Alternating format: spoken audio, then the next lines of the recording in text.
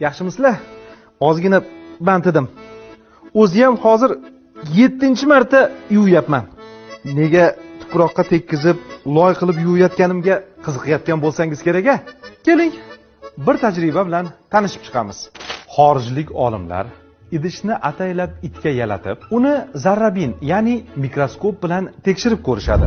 Zarrabin idishda mikroblar g'uj-g'uj bo'lib turganini ko'rsatadi. Ular idishni yuvib ko'rishadi, lekin mikroblar ha deganda ketavermaydi. Turli zamonaviy idish yuvish vositalaridan ham foydalanib ko'rishadi, ammo baribir mikroblardan qutulib bo'lmaydi. Shunda ular idishni tuproq bilan yuvib ko'rishadi.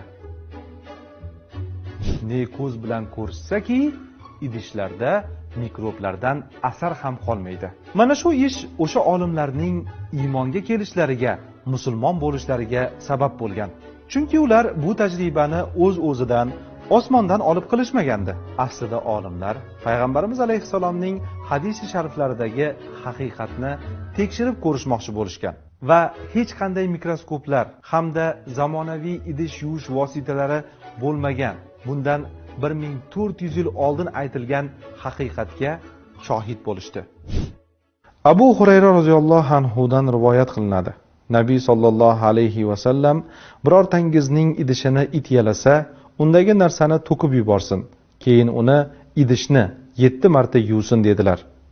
Yana bir rivoyatda ulardan yuvishlardan birinchisi yoki bittasi tuproq bilan bo'lsin, yana boshqa rivoyatda 7-tuproq bilan bo'lsin deyilgan.